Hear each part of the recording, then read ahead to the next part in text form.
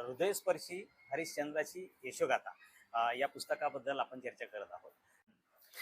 त्यावेळेस काय व्हायचं, तो पाला तर खूप ढिगाचा, थंडी खूप असायची, अंगावर त्या स्वेटर काही नव्हते, आम्ही पाहिली नाही कधी. तर मी लहान असो तर त्या ढिगाऱ्यामध्ये जाऊन लपायचो, थंडी वाटू नये म्हणून आतमध्ये. म्हणजे पालापाचोळ्यामध्ये. हो, पालापाचोळ्यामध्ये पाला अंगावर घ्यायचं, मग साप उब मिळायची. मला तेव्हा कधी भीती वाटे नाही की साप असेल, विंचू असेल, म्हणजे निरागस अगदी. तर ते दिवस आठवले, मी म्हणतो फक्त थंडी वाजली नाही पाहिजे बस, हा दिवस, आणि कोणी येऊ नये झाडाखाली. तर मी एवढं निराश होतो. मला आज जे जेव्हा दिवस आठवतात तेव्हा वाटतं काय प्रसंग होते ते. आज आपण रात्री प्रवास लवकर करत नाही की काहीतरी आजूबाजूला असेल, आणि त्यावेळेस आम्ही ते बघतोय. तर ते मला दिवस आठवत नाही, वाटतं की बाबा. आणि ते मोह यायचे मोठे मोठे, आणि ते टोपलं आणायचं, काही वाळवायचे, काही शिजवायचे भाऊ, आणि ते शिजवलेले मोह खायचे, आणि त्याच्यावर आम्ही जीवन जगलेलो आहोत. हा इंटरेस्टेड भाग आहे. अगदी अगदी अगदी.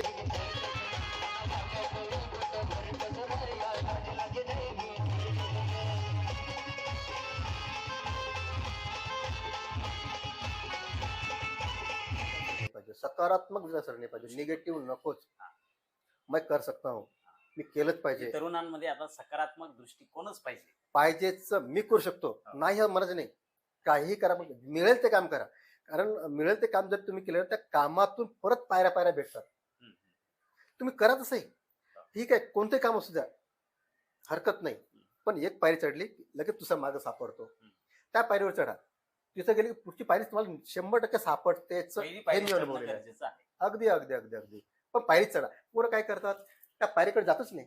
मी MSc झालेलो आहे, मला ही नोकरी नाही करायची. अरे खरं बाबा, मी हॉटेलमध्ये पण काम केलेलं आहे, वेटरशिप काही दिवस. म्हणजे इथून आम्ही निघालो ना बाहेर, जसा प्रसंग असेल त्या प्रसंगावर आम्ही मात केलेली आहे ना, तर शिकायला भेटतं ना, पुढे चला. तर अशा पद्धतीने ही वाटचाल आहे, आणि म्हणून इथपर्यंत आपण पोहोचलोय. आणि तुमच्यासारखे एक पत्रकार व्यक्ती माझ्यापर्यंत पोहोचतात, आणि मी स्वतः असं म्हणजे लायबल आहे किंवा नाही मला माहीत नाही.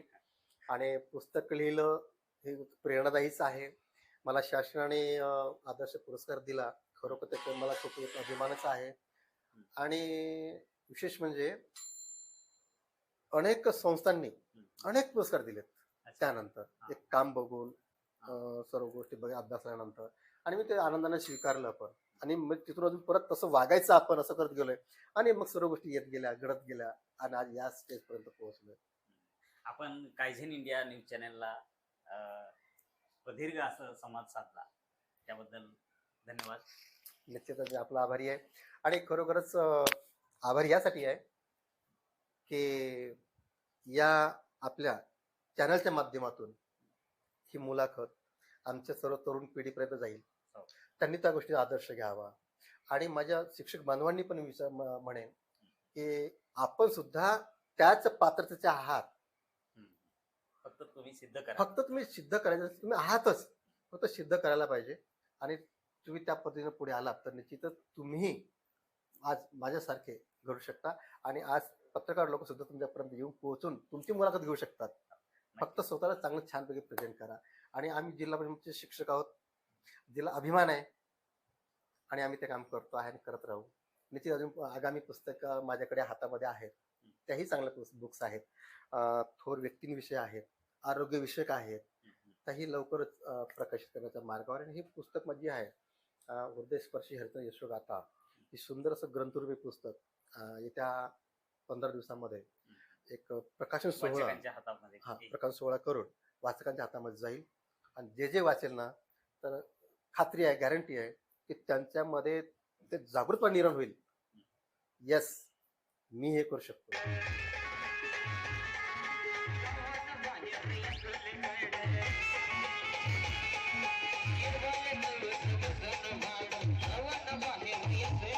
त्यावेळेस रूम मध्ये काही नव्हतं, काय करावं प्रश्नचिन्ह निर्माण झाला माझ्यासमोर. आणि सहज त्यावेळेस नाही का 50-60 पैशाची ज्वारी आणली होती. आत पाव ज्वारी आणली, तर त्या ज्वारीच्या पिसाला पैसे नव्हते. आता हां. काय करावं तर मी त्या घुगऱ्या केल्या. घुगऱ्या म्हणतात म्हणजे पाण्यामध्ये उकळायच्या. हां. उकळायच्या आणि तेव्हा मसाले काही नव्हतं. मीठ टाकलं होतं. मीठ पण जास्त झालं हं, हं. आणि त्यावेळेस जेव्हा मी त्या उकळून खाल्ल्यात ना, तर खारट पण लागायच्या. हां. पण त्या सांगतोय 3 दिवस त्याच खाल्ल्या होत्या मी. 3 दिवस. तर अशा कठीण परिस्थितीत जर आपण दिवस काढतोय, पण शिक्षणाची आस नाही सोडली. हा जो शिक प्रसंग सांगितला तो कोणत्या वर्षीचा होता? कॉलेजचं मी कोणतं वर्ष होतं? बी-एससी सेकंड इयरला असेल. बरं. म्हणजे बी-एससी सेकंड इयर करत असताना हा प्रसंग आहे म्हणजे तेव्हाचा. हं, अशाही मला सांगायचा हाच उद्देश आहे, की परिस्थिती कितीही कठीण असू द्या, हं. तिचा मार्ग भाऊ न निघतो. करता हां, शिकलं पाहिजे. उगीचच पोट भरलं पाहिजे किंवा आपण हे झालं पाहिजे. पहिलं शिक्षण महत्त्वाचं आहे. हो, हो. वाचन लेखन करावं. मला एम-पी-एस-सी कधी माहीत नव्हती. हां, हां. जेव्हा मी ग्रॅज्युएट झालो ना, हां. तेव्हा मी मुलाकडे बघून हे कोणता अभ्यास करतात, तेव्हा मला कळलं एम-पी-एस-सी द्यायला लागते. आता हां. 10वी पासून पोरांना कळतं, की कळतं एम-पी-एस-सी आहे, यू-पी-एस-सी, यू-पी-एस-सी एम-पी-एस-सी आहे. आहे. आम्हाला काहीच माहीत नव्हतं. स्पर्धा हो. परीक्षा काय, फक्त शिक्षण घ्यायचं. हां, खूप शिकायचं. हां. आणि मग मी बी-एस-सी व इंडस्ट्रियल केमिस्ट्रीमध्ये केल्यानंतर मग कंपन्यांमध्ये काम करत बसलोय. तर असेही प्रसंग आहेत. लग्नानंतर सुद्धा खूप प्रसंग आले माझ्याकडे, हं, की आर्थिक परिस्थिती पण हलाखीची होती. असे काही प्रसंग येऊन गेले माझ्याकडे, हं. की असं वाटायचं की परिवारात सुसाईड करावं काय? म्हणजे परिवारासह हो. म्हणजे एवढं भयंकर हां, अशी परिस्थिती निर्माण झाली होती हां. आणि कारण नोकरी पण नव्हती. मग काय करावं? मग एक संस्था उभी केली. हं. किराया देणे, हां, घरमालक जरा त्रास द्यायचा, मला आत्ताच पैसे पाहिजे, हां. परिवार चालवणं. तर असं वाटतं की नेमकं कसं जगावं? काय जगावं? हं, हं. लहानपणापासून संघर्षमय जीवन, त्याही नंतर असं परत संघर्षमय जीवन येतो आहे. हं, तर अक्षरशः म्हणजे त्या शून्याकडे बघत होतो मी. हं, हं. पण नंतर परत मी असं स्वतः विचार करायचो की नाही, आपल्याला लहानपणापासून संघर्ष केला, आता इथून जगायचं, काहीतरी करायचं. यावर काहीतरी मात केली मार्ग पाहिजे. काढला. मी काय करावं तात्काळ? तर मी माझं एम-एस-डब्ल्यू झालं होतं आणि स्पेशलायझेशन लेबर वेलफेअर पर्सनल मॅनेजमेंटमध्ये. हं, मी काय केलं, हं, लेक्चर देणं सुरू करून टाकलं. कंपनीमध्ये जाऊन लेक्चर द्यायचं. हं, हं, मी जेव्हा कंपनीमध्ये जायचो आणि लेक्चर द्यायचो, तर कधी-कधी कंपन्या पण मला अलाउड करत नव्हत्या. हं. गेटवर वापस पाठवायचे, हां. की नाही आमच्याकडे वेळ नाहीये. बरं. मी विचार केला काय करायचं? हं, मग गव्हर्नमेंट ऑफिस सुरू केले. हं, हं. पोलीस कमिशनर कशा ऑफिसपासून. पद्धतीचं लेक्चर द्यायचं तुम्ही? त्यावेळेस तुम्हाला सांगतो, मला वाटतं 94, 95, 96च्या कालखंडामध्ये हं. एड्स अवेअरनेस, हां, हां, हां, एच-आय-व्ही बाबत, हां. फॅमिली प्लॅनिंग, अच्छा, अच्छा. ड्रग अब्यूज हां, हां. ह्या सर्व विषयावरती. हं, तर मला हे आणि कामगारांनी काम कसं करावं, how to motivate the workers. हं, हं, तर मी हे सर्व असं नोट्स करून सुंदर असं तयार केलं होतं आणि स्वतः खूप अभ्यास करून हां. ते प्रेझेंट करायचं. अच्छा, मग त्याच्यातून काहीतरी पैसे मिळतील, अर्निंग येस. होईल तर मग हा उद्देश होता. मग मला अलाउड करत नव्हते कंपन्यांमध्ये. मी काय हां, केलं, तेव्हा लेबर ऑफिसर होते. हां. त्यांना जाऊन भेटलो, "साहेब, मला असं लेक्चर द्यायचं आणि कामगारांच्या भविष्यासाठी खूप चांगलं आहे. चांगलं आहे. आरोग्याच्या दृष्टिकोनातून हां. आणि कंपनी बरं हे दृष्टिकोनातून." काही एखादी तुमच्या संस्थेमार्फत होतं की काय वैयक्तिकच केलं तुम्ही? मी वैयक्तिक हां, माझी संस्था मानव कल्याण पुनर्वसन शहर संस्था. हां. तर त्या अंतर्गत मग मी सुरू केलं. अच्छा. सुरू केल्यानंतर मग मला पत्र मिळालं. हां, ते पत्र कंपनीला दाखवायचो. हां. आता साहेबांचं पत्र, कामगार आयुक्तांचं म्हटलं तर फरक पडायचा ना. थोडासा फरक अरे पडतो. येऊ दे त्यांना आतमध्ये. म्हणजे पत्राचा संदर्भ दिल्यानंतर तुम्हाला एंट्री तरी एंट्री मिळायची. मिळायची. आणि बरं. नंतर मी ते लेक्चर द्यायचो 1 तासाचं. हां, आणि लोक खूप त्यांचे प्रश्न उत्तर असायचे. एवढं हां, छानपैकी मग थोडे पैसे यायला लागले. हां. त्याची सुरुवात झाली आणि मग नोकरी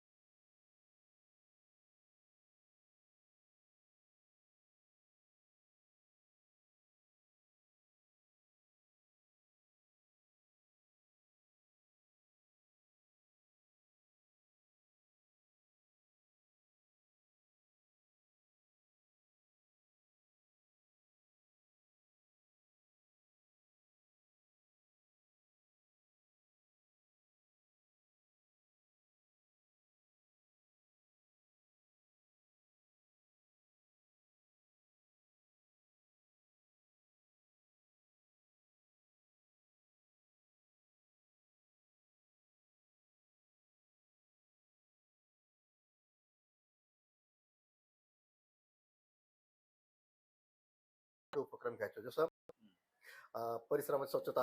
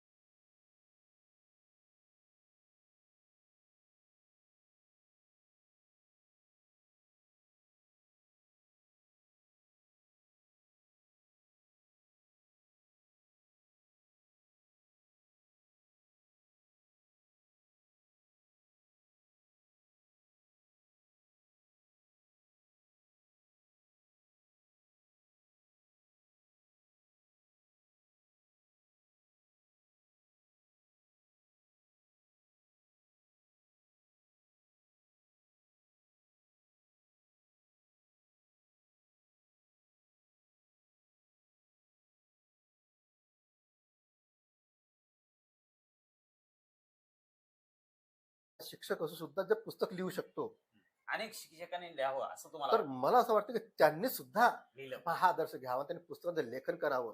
कारण त्यांचाही अनुभव त्यांनी समाजापर्यंत शेअर करावा. कारण प्रत्येकाचा अनुभव हा वेगवेगळा वैयक्तिक असेल. असतो, अगदी, वेगवेगळा अगदी, असतो. अगदी. कारण तो वेगळ्या कुटुंबातून आलेला आहे, वेगळ्या संस्कृतीमधून आलेला आहे. त्यांनी काही जीवन संघर्ष घडवलेलं असेल, तर त्याचंही चरित्र, त्याचेच जीवन चरित्र ते ही इतरांपर्यंत गेलं समाजापर्यंत पाहिजे. पोहोचलं पाहिजे. म्हणून मला वाटलं की सुरुवात कोणती म्हणतात ना, की दुसऱ्याला सांगण्यापेक्षा स्वतः सुरुवात करावं. सुरुवात करावी. स्वतः म्हणून एक लेखन सुरुवात केली. मला अनेक दिवस लागलेत. पुस्तकाचं लेखन केलं. ते पुस्तक आता प्रसिद्ध होतो आहे. माझ्या या सुंदरशा ग्रंथरूपी पुस्तकासाठी अनेक मान्यवरांनी मला शुभेच्छा दिल्या आहेत. बर बर जसं मंत्री महोदय आहेत, बर. शासकीय प्रशासकीय अधिकारी. अधिकारी आहेत, यांच्या सर्वांच्या शुभेच्छा आहेत. बर. आणि त्यांच्या शुभेच्छा ते पुस्तक बघून, कारण मी जेव्हा त्यांना भेटलो सांगितलं की सर ही माझी पुस्तक आहे आणि माझं संघर्ष म्हणजे जीवन कसं आहे हे थोडक्यात त्यांना प्रेझेंट केलं.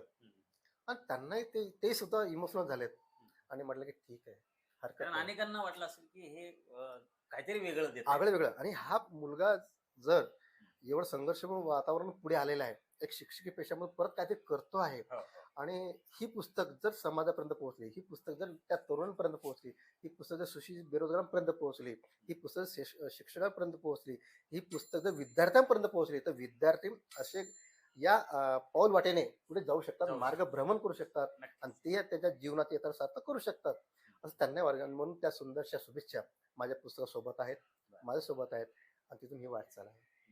आता एक शेवटचा प्रश्न विचारतो की आपण हे प्रेरणादायी असं पुस्तक मार्केटमध्ये येतंय, तर या पुस्तकाच्या माध्यमातून तर तुम्ही बरंचसं काही सांगताय, परंतु या मुलाखतीच्या माध्यमातून तुम्ही तरुणांना तरुणींना काय सांगाल? खूप छान प्रश्न आहे. निश्चितच कोणत्याही तरुणांनी, आता मी बघतोय ना, कोणी बरेच विद्यार्थी आत्महत्या करतात, बरेच विद्यार्थी उच्च शिक्षण घेतलं की त्यांना असं निराशा येते, त्यांना वाटतं काय करावं काय नाही करावं, नोकरीच्या प्रतीक्षेत असतात. नोकरी, आता बघा, नोकरी प्रतीक्षेमध्ये असताना नोकरी लागत नाही म्हणून ते निराश होतात आणि मग कुठेतरी ते वेगळ्या मार्गाने जातात. तर मग त्यांना हेच सांगायचं आहे की माझ्या तरुण बांधवांनो, शिक्षित बांधवांनो, शिक्षण हे नोकरीसाठीच आहे असं नाही समजायचं. शिक्षण हे तुमच्या जीवनाचं घडवण्यासाठी एक फार मोठे तंत्रमंत्र आहे. माणूस घडवण्याचं कार्य करतात. तुम्हाला ते शिक्षण घडवतं की नोकरीचा हा एक पार्ट आहे, येणारच तुमच्याकडे, पण शिक्षण जर असेल तर तुम्ही काहीही करू शकता. उद्योग व्यवसाय आहेत, स्वतःला प्रेझेंट करा. मी आता सांगितलं की माझ्याकडे काही नसताना मी काय केलं, आयडिया केली की नाही मला एक प्रबोधनात्मक काहीतरी लेक्चर द्यायचे, कंपन्यात जाऊन आपलं काम करा, पण मी केलं ना, स्वतः स्टडी केली, मी लोकांना काय शिकवलं पाहिजे, काय ज्ञान दिलं पाहिजे, काय मार्गदर्शन करू शकलं पाहिजे आणि त्यांना काय आवश्यक आहे, तर त्या आवश्यक मी ते हेरलं, तसे नोट्स तयार केले, अभ्यास केला आणि मग मी प्रेझेंट केलं. मी तुम्हाला एक सांगतो, मी एकदा लुपिन कंपनीमध्ये गेलो होतो आणि आरोग्यविषयक माझं लेक्चर होतं, आरोग्यविषयक. मी स्वतःला असा विचार केला की लुपिनमध्ये सर्व सायंटिस्ट लोक आहेत आणि आपण मी हेल्थवर त्यांना बोलेन. बरं, त्यांनी जर मला प्रश्न विचारले तर मी काय उत्तर देणार, कारण मी त्या चाकोरी बद्दल याच्यामध्ये होतो. तर मी कुठे कमी पडेन का, मनावर धाकधूक, पण विचार केला नाही, जायचंच. का जायचं, तर त्यांनी जे प्रश्न निर्माण करतील ना, त्या प्रश्नातून मला अजून शिकायला मिळेल, मी अभ्यास करेन. येस, बघा माझी जिद्द बघा की ते प्रश्न करतील, ठीक आहे, काही प्रश्न माझ्याकडे प्रलंबित ठेवेल, त्या प्रश्नाला परत अभ्यास करेल, सखोल अभ्यास करेल आणि तो अभ्यास परत मला दुसरीकडे उपयोगी पडेल. हाच हेतू ठेवून मी त्या कंपनीमध्ये गेलो. की प्रकाशन सोहळा कशा स्वरूपाचा असेल आणि हे जे आकर्षण लोकांना झालेलं आहे, तर त्याबद्दल काय बोला? निश्चित लवकरच हा 8-10 दिवसांमध्ये प्रकाशन सोहळा होतो आहे आणि या प्रकाशन सोहळ्यासाठी माननीय मंत्री महोदय राहणार आहेत, वरिष्ठ प्रशासकीय अधिकारी हे सुद्धा राहणार आहेत.